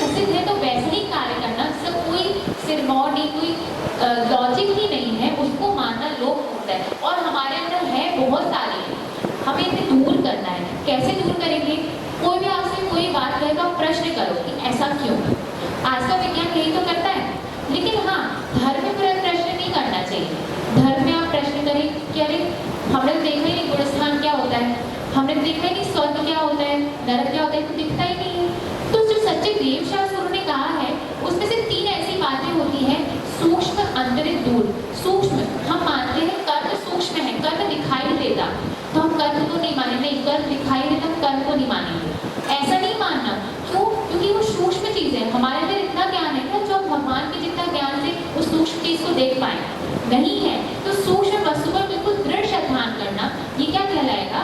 सम्यक दर्शन। लेकिन हम लोग इस सूक्ष्म बात को भगवान की बातों में शंका करेंगे तो वह नहीं कहलाएगा। इसलिए हमें शंका नहीं करनी है भगवान की बातों पर।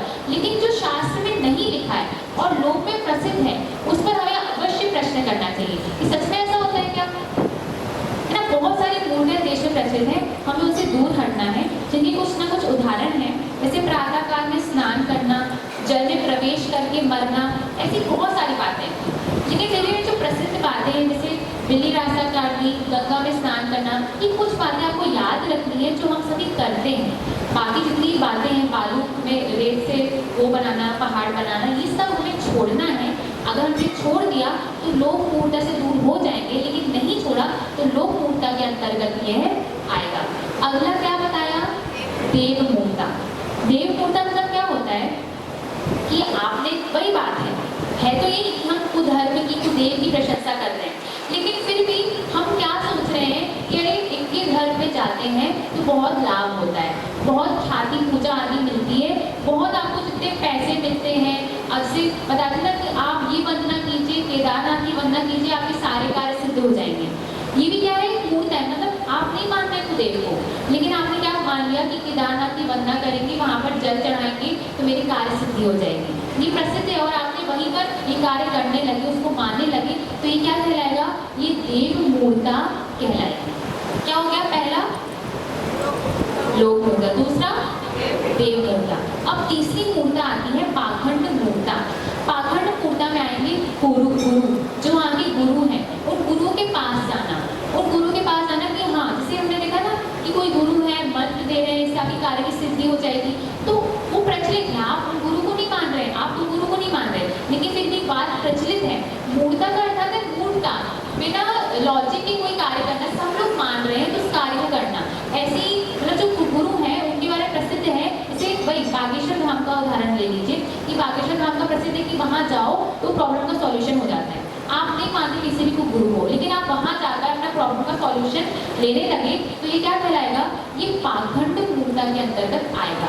ऐसे ही गुरु, कुदेव और कुछ शास्त्र के बारे में जो मूर्ता प्रसिद्ध है उससे दूर होना, ये क्या कहलाता है?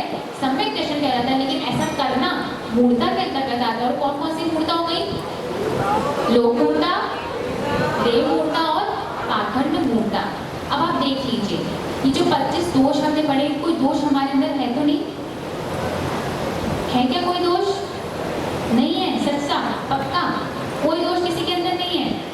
देखिए, हो सकता है वो भी, तो हमें छोड़ना है। कौन कौन छोड़ेगा? 25 दोष कौन कौन छोड़ेंगे? बाकी जो नहीं हाथ खड़ा कर रहे हैं उन्हें क्या दिक्कत है? कुछ समझ ना आया हो या छोड़ने में कोई दिक्कत हो? जो 25 दोष है उन्हें छोड़ना है। जो हमने 25 दोष पढ़े ना, सब लोग छोड़ने का प्रयास करेंगे पक्का, तो पढ़ना सार्थक होगा। किसी कोई दिक्कत तो नहीं है? दिक्कत हो तो कोई हाथ खड़ा कर सकता है कि कुछ समझ ना आएगा 25 दोषों में, या फिर हम नहीं छोड़ सकते कोई कारण, ऐसा कुछ तो नहीं है? चलिए, अच्छी बात है। और 8 अंग तो सब धारण करेंगे? निशंकित, निकांक्षित, निर्विचिकित्सा, अमूल दृष्टि। कोई कहेगा कि पचन तीर्थंकर होते हैं तो विश्वास तो नहीं कर लेंगे? हाँ, चलिए, ये हमने 8 अंग और 25 दोष देखे। अब आगे जो हम पढ़ने वाले हैं, लेकिन एक और सम्यक दर्शन की परीक्षा है जो कि बहुत इंपॉर्टेंट है। गुरु जी ने बताई थी वह प्रवचनों में, पहले हम वो सुनते हैं, क्योंकि आप लोग सम्यक दर्शी जी है कि नहीं, उसकी अंतिम परीक्षा यही है। तो अंतिम परीक्षा देखते हैं। देखो, परीक्षा होती है, उसके नंबर मिलते हैं, है ना? 33% में पास होते हैं, या सेकंड डिवीजन आता है, फर्स्ट डिवीजन आता है, या फिर मेरिट लिस्ट में आते हैं। ये 4 कैटेगरी होती है। तो सम्यक दृष्टि है कि नहीं है, इसकी 4 कैटेगरी गुरु जी ने बताई थी। सभी लोग ध्यान से सुनेंगे, बाद में आप लिख लीजिएगा, पहले सभी लोग ध्यान से सुनेंगे। समय दृष्टि कोई है कि नहीं है, तो देखते हैं क्या होता है कि मान लीजिए किसी ने आपकी बुराई कर दी और आपको पता चल गया कि इसने मेरी बुराई करी थी, या फिर कोई हमारे घर का दुश्मन है, हमारे घर से बहुत द्वेष करता है, हमेशा बुराई करता है, हमारी कमी ढूंढता है, तो ऐसे कुछ ना कुछ हमारे सबके शत्रु होते हैं, सबके शत्रु है कोई ना कोई जो हमसे द्वेष करता है, सबके है ना किसी से शत्रु है कोई ना कोई, हम नहीं मानते हो लेकिन वो हमारे लिए शत्रु जैसा व्यवहार करते हैं, ऐसा कोई है सबके लिए नहीं, कोई ना कोई तो होता ही है, सच्ची सच्ची बताइए, नहीं है? कुछ लोग में तो नहीं है, कुछ लोग के होंगे, सच्ची सच्ची बताना है, होंगे ना कुछ जो आपसे द्वेष करते हैं, बहुत सारे लोग हाँ करते हैं, ठीक है होते हैं, जैसे हमारे परिवार में भी एक मतलब ऐसा है कि कुछ लोग द्वेष करते हैं तो हमारे ऊपर केस करके रखा है, झूठा केस है और वो सही भी हो गया, दूर भी हो गया, लेकिन कुछ तो हमारे घर के भी दुश्मन थे, उन्होंने झूठा केस कर दिया, तो होता है, सभी के घरों में कुछ ना कुछ होता है। तो ऐसे ही मान लीजिए कोई आपसे द्वेष कर रहे हैं, आपके शत्रु हो गए, आप उन्हें शत्रु नहीं मान रहे, लेकिन एक शत्रुवत व्यवहार कौन से कर रहे हैं, तो ऐसे व्यक्ति अगर हमें दिखते हैं तो हमें कैसा लगता है? क्या जैसे मान लीजिए आप अपने कोई परिचित से मिलेंगे, कोई साधारण बंधु से मिलेंगे, है ना, आपको फ्रेंड है, आप उससे मिल रहे हैं, मित्र से मिल रहे हैं, उसको देखकर कैसा लगता है, कितना अच्छा लगता है, हमारे मित्र स्माइल करते हैं अलग हम कि हमारे मित्र मिल गए। लेकिन मान लीजिए कोई आपका शत्रु है, कोई आपसे द्वेष करने वाला व्यक्ति है, वो आपके सामने आ जाए तो उसको देख कभी स्माइल निकलती है, कभी स्माइल तो निकलती नहीं है, गुस्सा और आता है कि क्यों दिख गए, होता है ऐसा, है ना, होता है कि नहीं होता है? होता है। तो मान लीजिए अगर ऐसा आपके साथ होता है कि कोई शत्रु हमें दिख रहा है, हमें जो शत्रु मान रहा है और हमने उसको देखा और हमारे अंदर द्वेष भाव उत्पन्न हो गया, द्वेष अर्थात मतलब बहुत बुरा लगा कि क्यों हमें दिख गया, अगर ऐसा भाव उत्पन्न होना ये द्वेष कहलाता है। अगर ये भाव उत्पन्न हो गया तो समय किसी जीव नहीं है, फेल हो जाएंगे। लेकिन अगर कोई ऐसा व्यक्ति है कि जिसके सामने कोई शत्रु आ जाए, फिर भी उनको देखकर स्माइल करे और जय जय करे, अरे ये तो शत्रु मानते हैं लेकिन मैं तो स्माइल करके जय जय करूंगी, जिससे क्या हो जाए, इसके मन में जो मेरे प्रति द्वेष भाव है वो दूर हो जाए। अगर हम ऐसा करेंगे तो हम समय कृषि जीव हैं, लेकिन अगर हम ऐसा करेंगे तो हम समय कृषि जीव नहीं है। तो गुरुजी ने बताया अगर आपको सम्यक दर्शन की परीक्षा में 33% मतलब जो अंतिम लाइन है उससे पास होना है तो आपको क्या करना है? पहली परीक्षा ये है कि आपको शत्रु को देकर द्वेष भाव उत्पन्न नहीं करना है। क्या है? 33% पास कैसे होंगे? शत्रु को देकर द्वेष भाव नहीं करना, तो आप 33% से पास हैं। अब तो आप ऐसा नहीं करेंगे, सबको पास होना है समय दर्शन की परीक्षा में, हाँ, तो सबके शत्रु भी है, उनसे द्वेष भाव भी होता है, लेकिन अगर हम अभी भी ऐसा करेंगे तो हम संवेदनशील जीव नहीं कहलाएंगे। सब तैयार है ऐसा करने के लिए? कौन कौन द्वेष भाव का त्याग करेगा शत्रु को देखकर? उनको स्माइल करके जैसे करना है ताकि उनकी शत्रुता निकल जाए। सबके हाथ खड़े नहीं हो रहे, कौन कौन करेगा? हाँ, जिनके शत्रु नहीं है उनके हाथ शायद खड़े नहीं, हाँ, लेकिन सबको शत्रु को देकर द्वेष भाव का त्याग करना है। आप 33% से पास हैं। अब देखिए इतना बड़ा त्याग कर दिया तब जाकर समृद्ध जीव बनेंगे, वरना कोई ना ऐसे ही बन जाएंगे समृद्ध जीव। इतना सरल नहीं है समृद्ध जीव बनना। अभी तो आप सिर्फ 33% में पास हुए। अगर आपको सेकेंड डिवीजन में आना है तो सुनिए तो क्या करना है। अगर सेकेंड डिवीजन से पास होना है तो जो हमारा मित्र है ना वो दिख जाए। मित्र को लेकर तो अधिक राग होगा और शत्रु को लेकर सामान्य भाव रखेंगे हम लोग, है ना। तो मित्र को लेकर भी जितना राग होना चाहिए उतना राग नहीं होगा तो हम सेकंड डिवीजन से पास होंगे। इतना कठिन है। अगर संवेदनशील परीक्षा में सेकंड डिवीजन से पास होना है तो मित्र को लेकर जितना राग होना चाहिए उतना राग नहीं करना है, ये सेकंड डिवीजन से पास होना। अब आप सोचेंगे फर्स्ट डिवीजन पे कहाँ पहुँच जाएंगे? मित्र से राग हमें कम करना है सेकंड डिवीजन में। तो फर्स्ट डिवीजन की परीक्षा में गुरुजी बताते हैं कि फर्स्ट डिवीजन में तो हमें ऐसा करना है कि हमें यही समझना है कौन शत्रु है कौन मित्र। जब इतना पवित्र मन का भाव हो जाए कि मुझे नहीं पता सामने जो व्यक्ति आए वो मेरा शत्रु है या मित्र है, तो हम किसमें पास हो जाएंगे? फर्स्ट डिवीजन में संवेदनशील की परीक्षा में पास हो जाएंगे। संवेदनशील इतना सरल लग रहा था, पति दोष का त्याग कर दिया, 8 अंगों को धारण कर लिया, इतना सरल नहीं है। ये परीक्षा चल रही है, शत्रु और मित्र का भी भेद ना हो। अब आप सोचेंगे सब कुछ तो खत्म हो गया, शत्रु मित्र ही नहीं बचे, अब मेरिट में कैसे आएंगे? तो मेरिट के लिए गुरुजी बताते हैं अगर किसी को संवेदनशील परीक्षा में उस व्यक्ति को देखकर लगे अरे ये तो साक्षात भगवत स्वरूप है, ये साक्षात मोक्ष आने वाले व्यक्ति, इसको नमस्कार हो, इतना उत्कृष्ट भाव जब हो जाए तो सम्यक दर्शन की परीक्षा मेरिट में आ जाएंगे। किसका होता है ऐसा? मुनिराज का। मुनिराज चीटी को भी देखते तो क्या लगता है कि अरे ये तो भगवान बनने वाली भव्य आत्मा। कोई भी इसे हमने एक बार दीदी ने संस्मरण सुनाया था कि आचार्य जी सारे मुनिराज को देखकर क्या सोचते थे कि सारे जो मुनिराज हैं वो भावी स्थित है, प्रत्येक जीव में भावी स्थिति की कल्पना करना, ये क्या है? सम्यक दर्शन की परीक्षा का 100% अर्थात मेरिट लिस्ट। आप देख लीजिए आपको कहाँ पर आना है। मैं मान रही हूँ कि सेकंड डिवीजन फर्स्ट डिवीजन बहुत दुर्लभ है, मेरिट में तो बहुत ही ज़्यादा कठिन है, लेकिन 33% में तो सब लोग आ सकते हैं ना। पास तो सब हो ही सकते हैं सम्यक दृष्टि की परीक्षा में, तो पास होने का सब प्रयास करेंगे। सम्यक दृष्टि जी बनेंगे? आवाज नहीं आ रही किसी की? बनेंगे? हाँ की आवाज तेज आनी चाहिए कि सब लोग सम्यक दृष्टि जी बन रहे हैं। सम्यक दृष्टि जी बनेंगे? हाँ, सबको सम्यक दृष्टि जी बनना है। यही इसी भाग का हमने उद्देश्य बनाया था और इसी भाग में इसका ही वर्णन है। अब आपने अभी तो हमने जान लिया कि सम्यक दृष्टि की परीक्षा कैसे होती है। अब हम देखते हैं सम्यक दर्शन की महिमा जो आगे की दोहे में कही है, सब पढ़ेंगे।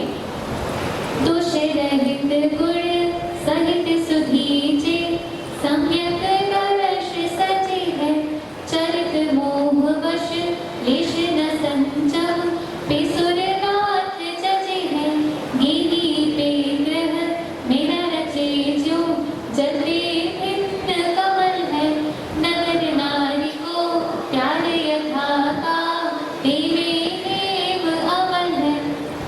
अब देखिए, अगर आपने जो आज पढ़ा सम्यक दर्शन की परीक्षा, 3 परीक्षा हमने देखी। एक तो 33% फर्स्ट डिवीजन, सेकंड डिवीजन और मेरिट वाली। एक परीक्षा 25 गुणों से रहित होना, 8 गुणों से सहित होना और 4 गुणों को धारण करना, ये 3 परीक्षा हमने देखी।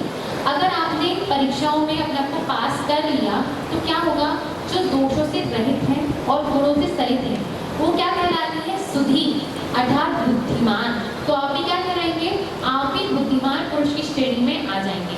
और उनके अंदर क्या होता है? सम्यक दर्शन सजे हैं। उनके अंदर सम्यक दर्शन भूषित होता है, उनका आभूषण रूप बन जाता है। जो सुधी होते हैं, जो दोषों से रहित होकर गुणों को धारण करते हैं, वो उनका सम्यक दर्शन उनके लिए आभूषण का काम करता है। आपको देखकर अलग ही लोग, देखिए जो पवित्र व्यक्ति होता है ना, उनको देखकर अलग ही लगाव होता है, उनको देखकर अपने आप स्माइल आती है, उनको बार बार देखने की इच्छा होती है। इस प्रकार आचार्य जी को, गुरु जी को बार बार देखने की इच्छा होती है ना, ऐसे सम्यक दर्शन जीव का जो आभूषण होता है वही सम्यक दर्शन बन जाता है। उसको देखकर बार बार देखने की इच्छा होती है और लगता है कि कितना पुण्यशाली, कितना पवित्र आत्मा है, ऐसा भाव होता है।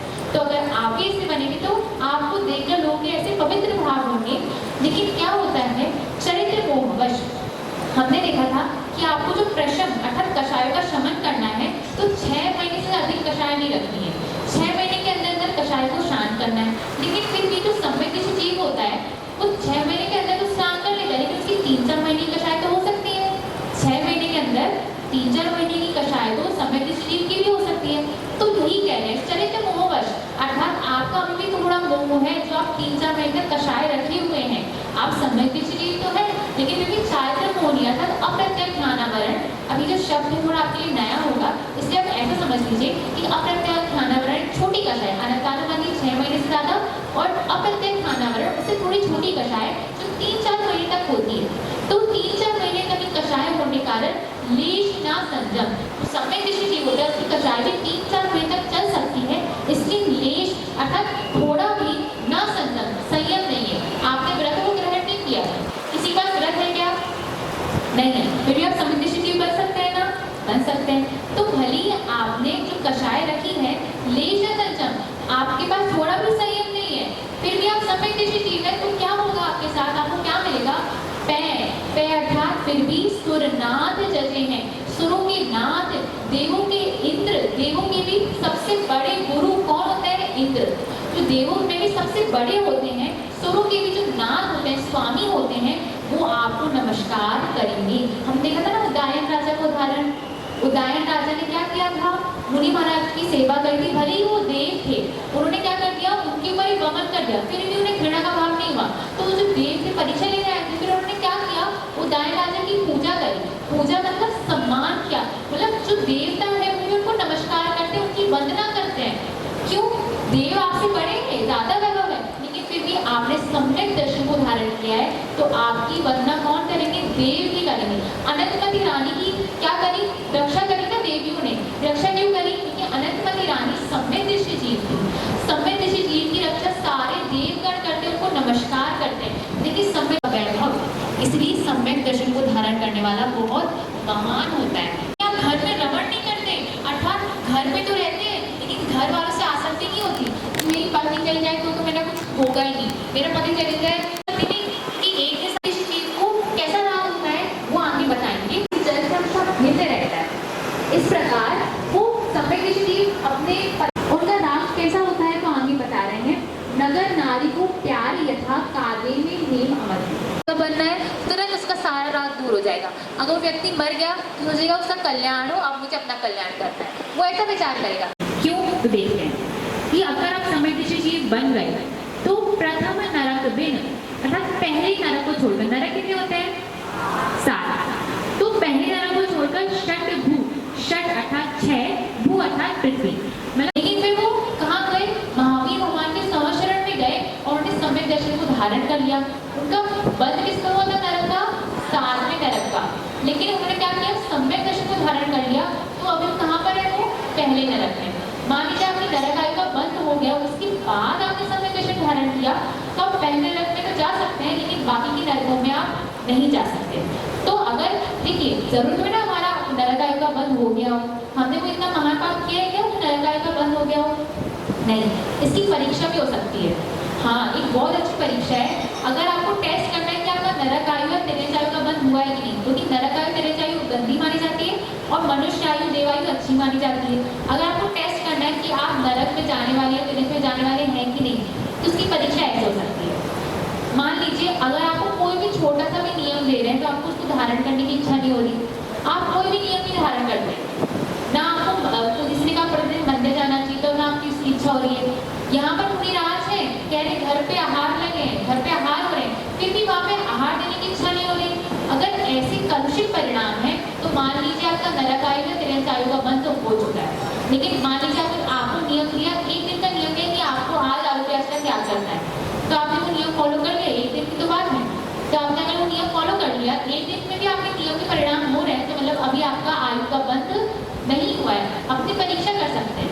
इसलिए कहते हैं प्रतिदिन नियम लेना चाहिए। अगर प्रतिदिन नियम लेने की आदत है तो कभी आपकी ऐसी गंदी आयु का बंद ही नहीं होगा, है ना। इसलिए कहते हैं प्रतिदिन नियम लेना चाहिए। तो हमें क्या करना है? अपनी परीक्षा करनी है, सबको कुछ ना कुछ नियम लेते रहना है ताकि हमारी परीक्षा भी हो जाए और हमारी अशुभ आयु का बंद ना हो। तो कह रहे हैं जो सम्यक दृष्टि जीव है वो प्रथम नरक को छोड़कर बाकी के 6 नरकों में नहीं जाता। उसके बाद फिर ज्योतिष, अच्छा सभी के नियम लेने के परिणाम तो होते हैं ना, ऐसा कोई इसके नियम लेने के परिणाम ही ना होते हो, ऐसा कोई तो नहीं है। मतलब समझ लीजिए आपकी कोई भी अशुभ आयु का बंद नहीं हुआ है। लेकिन हमें क्या करना है? अब हमें इतना पुण्य करना है कि हमारा जब मृत्यु का समय आए तो हमारी देव आयु का या मनुष्य आयु का बंद हो और हमें फिर से जैन धर्म मिले। ज्योतिष अर्थात ज्योतिषी देव में नहीं जाते, सम्यक दृष्टि ज्योतिषी देव नहीं बनते। मतलब जो सूरज चांद है ना, ये सब देव है, सूरज चांद ये सब विमान है, उनके ऊपर देव रहते हैं। तो अगर आप क्या करेंगे? सम्यक दृष्टि बनेंगे तो आपको ज्योतिष नहीं बनना पड़ेगा। ज्योतिषी मतलब बस घूमते रहो, क्या कार्य है, कितना बुरा कार्य है। तो अब ज्योतिषी देव भी नहीं बनेंगे। वान, वान का क्या होता है? तो वान का अर्थ होता है व्यंतर, व्यंतर देव जो भटकते रहते हैं ना, जिनको भूत पिशाच कहते हैं वो व्यंतर देव होते हैं। वो भूत जैसे नहीं दिखते, होते सर्वांग सुंदर है लेकिन उनकी भूत पिशाच जाती होती है जो यहाँ पे घूमते रहते हैं ना। अगर कहीं भी देव आ गए तो कौन आ सकते हैं? व्यंतर देव ही आ सकते हैं, क्योंकि उनका कोई स्थान नहीं होता है, इधर घूमते ही रहते हैं। तो व्यंतर देव भी आप नहीं बनेंगे। अगर आप सम्यक दृष्टि बन गए ना आप ज्योतिषी देव बनेंगे, ना व्यंतर देव बनेंगे और ना भवन वासी देव भी नहीं बनेंगे। भवन वासी देव कौन होते हैं? जो नारी को लड़ाते हैं ना, अशोक कुमार जाति के देव, नारी को लड़ाने वाले वो भवन वासी देव होते हैं। तो भवन वासी देव भी हम नहीं बनेंगे। षंड, षंड मतलब नपुंसक, हम नपुंसक भी नहीं बनेंगे। नारी अर्थात स्त्री पर्याय भी हमारे अंदर से छूट जाएगी। सब चाहते हैं ना स्त्री पर्याय छूटे? कितने इसमें दुख है स्त्री पर्याय? स्त्री पर्याय बहुत दुख है, बहुत सारे नियम है कि ऐसे रहना वैसे रहना, बहुत कुछ हमें करना पड़ता है। तो स्त्री पर्याय की छूट जाएगी। उसके बाद फिर थावर, एक इंद्रिय जीव जो पेड़ हैं, पौधे हैं, जो अग्निकाय जीव है, जलकाय जीव है, ऐसे जीव भी हम नहीं बनेंगे। विकलत्रय, विकलत्रय मतलब होता है 2 इंद्रिय, 3 इंद्रिय और 4 इंद्रिय।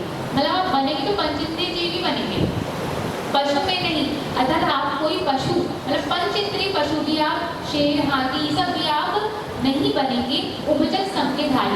अब देखिए, सम्यक दृष्टि जीव बन गए तो सारे अशुभ जो गति है, सारे अशुभ वायु सब हमारे अंदर से छूट गई, सब गायब हो गए। तो ये है सम्यक दर्शन की महिमा। आपको कहीं भी बुरी जगह पे जाना ही नहीं पड़ेगा अगर आप सम्यक दृष्टि जीव बन गए तो। आप कहाँ जाएंगे? आप तो ऊपर के स्वर्ग होते हैं ना, विमान वाले स्वर्ग, सिर्फ वहीं जाएंगे। मनुष्य आयु ही नहीं मिलती, सम्यक दृष्टि को देव आयु ही मिलती है। सम्यक दृष्टि मनुष्यों में नहीं जाता, सम्यक दृष्टि देवों में ही जाता है। इसलिए, और ऐसा नहीं है कि अरे कितना बुरा है, देव में तो सम्यक वो नहीं है, संयम नहीं है, व्रत नहीं है, ऐसा नहीं। आप वहाँ से मरकर फिर मनुष्य बनेंगे, फिर आपको सीधा मोक्ष हो जाएगा सम्यक दर्शन की महिमा के कारण। इसलिए हमें क्या करना है? सम्यक दर्शन को धारण करना है। तीन लोग तीन काल मांगने दर्शन सो सुख काल, तीनों लोगों में और तीनों कालों में। तो माही अर्थात में, तीनों लोक में और तीनों काल में सम्यक दर्शन के समान सुखकारी कोई और वस्तु नहीं है। इसीलिए सकल धर्म को मूल नहीं, सभी धर्मों के लिए मूल अर्थात मतलब सबसे ज्यादा इम्पोर्टेंट, सबसे ज्यादा जड़ होती है ना, बिना जड़ के जो पौधा है वो उग नहीं सकता, पेड़ नहीं हो सकता बिना जड़ के।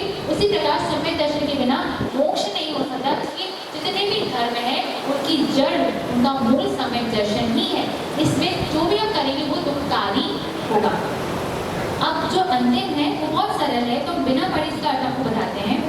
मोक्ष महल की प्रथम सीढ़ी, मोक्ष महल की जो प्रथम सीढ़ी है, या मेरे ज्ञान चरित्रा। मतलब अगर आप सम्यक दर्शन धारण नहीं करेंगे तो ना तो सम्यक ज्ञान होगा, ना तो सम्यक चारित्र होगा। तो इसलिए ये सम्यक दर्शन की विशेषता है कि जिसके बिना ना ज्ञान हो सकता है ना चारित्र हो सकता है। ऐसी मोक्ष महल की प्रथम सीढ़ी क्या है? सम्यक दर्शन है। अगर हम प्रथम सीढ़ी को धारण नहीं करेंगे तो सम्यक्तता, हम सम्यक दर्शन को ना लगे प्राप्त नहीं कर पाएंगे। इसीलिए क्या करना है? दर्शन धारो भव्य पवित्र। हे भव्य जी, क्या करो? सम्यक दर्शन को धारण करो। भव्य का अर्थ पता है आपको? भव्य का अर्थ क्या होता है? हाँ, जिसमें मोक्ष जाने की शक्ति होती है, रत्नत्रय को धारण करने की शक्ति होती है, वो भव्य जीव कहलाता है। आप सभी भव्य जीव है कि नहीं है? हैं सभी भव्य जीव? हाँ, सभी भव्य जीव हैं। इसकी परीक्षा भी ऐसे होती है कि अगर पंचम काल में आप धर्म करें तो आप नियम से भव्य जीव ही हैं। तो ये भव्य जीव सम्यक्ता को धारण करो। अगर सम्यक्ता को, अगर सम्यक दर्शन को धारण नहीं करोगे तो ना तुम्हें ज्ञान होगा, ना दर्शन होगा, ना मोक्ष मार्ग तुम्हारा खुल पाएगा। इसलिए दौल मतलब क्या? दौलत राम जी कहते हैं, हे दौलत राम, समझ सम्यक दर्शन को समझो, सुन, ध्यान से सम्यक दर्शन के बारे में सुनो। चेत अर्थात अपनी आत्मा को जागृत करो, अपने चेतन को, अपने मन को जागृत करो। हे सयाने अर्थात हे बुद्धिमान दौलत राम, अगर तुम्हें जाना है कि सम्यक दर्शन मोक्ष महल की प्रथम सीढ़ी है, इसको ढंग से समझो, सुनो और अपनी आत्मा में धारण करो। काल वृथा मत खोवे। आपको पता है हम अनादिकाल से ये सब सुन चुके हैं, लेकिन हमने अपना समय गवाया, इसको धारण नहीं किया। इसलिए अब हमें फिर से ऐसा नहीं करना है, व्यर्थ में काल को नहीं खोना है, अपने समय को नहीं गवाना है। यह नरभव फिर मिलन कठिन है, यह नरभव फिर से नहीं मिलने वाली। एक बार मनुष्यायु मिलती है तो अगर आपने उसे पुण्य नहीं किया तो आपको अनंत बार वापस फिर जब नरकों में घूमना पड़ता है तब जाके वापस उसकी मनुष्यायु मिलती है। इसलिए यह नरभव फिर से मिलना बहुत कठिन है। इसलिए आप अगर आपने नरभव धारण मतलब सम्यक दर्शन को धारण नहीं किया तो ये नरभव फिर से मिलना कठिन है। किसको कठिन है? जो सम्यक नहीं हो गए, जो सम्यक दर्शन को प्राप्त नहीं करता, उसके लिए नरभव मिलना वापस बहुत कठिन है। इसलिए सम्यक दृष्टि बनने का प्रयास हमें पूरा करना है। हम नहीं जा सकते हम सम्यक दृष्टि है कि नहीं है, लेकिन हमें प्रयास पूरा करना है। उस सम्यक दृष्टि की परीक्षा गुरुजी ने बताई, वो बहुत उत्कृष्ट परीक्षा है, क्योंकि हमारे अपने द्वेष उत्पन्न होता है, हम नहीं चाहते हैं फिर भी द्वेष उत्पन्न हो जाता है। तो अगर हमने सिर्फ उसको ही दूर कर लिया तो भी हम सम्यक दृष्टि जीव बन जाएंगे। जो हमने परीक्षा आज जानी, 3 प्रकार की परीक्षा, उसे हम अपने अंदर धारण करना है। कौन कौन इस शिविर से सीख रहे हैं कि हम सम्यक दृष्टि जीव बनेंगे? एक बार हाथ खड़ा करके बताएंगे। सभी सम्यक दृष्टि जीव बनेंगे? पक्का? तो अगर हमने सम्यक दृष्टि जीव बनने का प्रयास कर लिया तो इस शिविर सार्थक है। अगर मैं तो मानती हूँ एक भी चीज सम्यक दर्शन के प्रति बढ़ गया तो इस शिविर पढ़ाना सार्थक कहलाएगा। इसी भावना के साथ बोलिए, परम पूज्य मुनि पुंगव सुधा सागर जी महामुनिराज की जय। चलिए हमें अनुभव एग्जाम तो सभी को देना है, कई माताएं तो बोल रही थी मुझसे कि लिखते नहीं बनता उन लोगों से, तो बिल्कुल भी टेंशन नहीं लीजिए। 40 नंबर के तो मैंने ऐसे किया है कि ऑब्जेक्टिव टाइप टिक बस करने हैं, एक शब्द लिखना है, तो कुछ भी दिक्कत है ही नहीं आप लोगों को लिखने में। तो लिखने में किसी को कोई दिक्कत, सभी देंगे ना, लिखने का ज़्यादा कुछ काम ही नहीं है, बस थोड़ा सा है लिखने का, ठीक है। तो ये 3 टॉपिक ही आएंगे, यदि उसमें किसी को कोई भी डाउट हो तो एक बार पूछ लीजिएगा, ठीक है। मैं आगे से निवेदन करूँगी कि तो आपसे क्वेश्चन पूछ। सम्यक दर्शन की परीक्षा, तीसरी परीक्षा किसी को याद है? जो पूज्य मंडल सुधासागर जी महाराज जी ने तीसरी परीक्षा सम्यक दर्शन की बताई थी। अपने शत्रुओं से द्वेष नहीं रखना और अपने मित्रों से ज़्यादा राग नहीं रखना, और मैरिट के लिए कहा था कि कोई सभी चीज़ों को अच्छा समझना, मतलब उनको देख के खुश होना सब। हाँ, उनको लेकिन भगवान की प्रतिज्ञा करना। एक और एक बीच में छूट गया है, 4 थे। अगर आपको 33% से पास होना है तो मतलब द्वेष का भाव सेकंड में बता दें कि सबको दिखकर भगवान की प्रतिज्ञा होना। मैरिट का क्या था, याद कीजिए, शत्रु मित्र से ही रिलेटेड है। अपने शत्रु से द्वेष नहीं रखना, वो तो पहला हो गया, एक बचा है और शत्रु मित्र वाला ही है, याद कीजिए, बहुत सरल है वो। शत्रु और मित्र इनसे रिलेटेड है। शत्रु और मित्र में अंतर। हाँ, शत्रु और मित्र में अंतर ही समझना, कौन शत्रु है कौन मित्र, ये प्रतीति ही नहीं होना क्या कहलाता है, सम्यक दर्शन कहलाता है। बहुत सुंदर। अगला प्रश्न है, जो सम्यक दर्शन चीज होता है कि बहुत सारे प्रश्न है, तो वो हाथ खड़ा करें जिन्होंने उत्तर नहीं दिया। सम्यक दर्शन चीज जो होता है वो कौन से नरक में जा सकता है?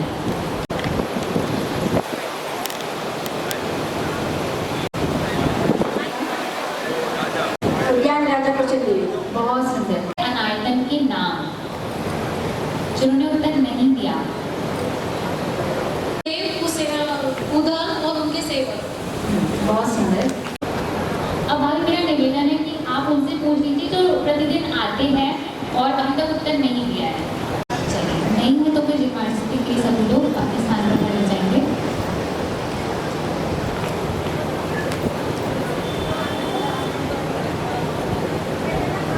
श्री चिड़वानी जग कल्याणी जग जय मृतम मोहहरी जड़मण हारी जड़मर हारी जम जरा पगुलुक हरी दिखाय राम देव जोड़िंजो पढ़े सुने पल्ले हारे नारम सौख मरंदम करी सासद मुक्त पदम पावे सासद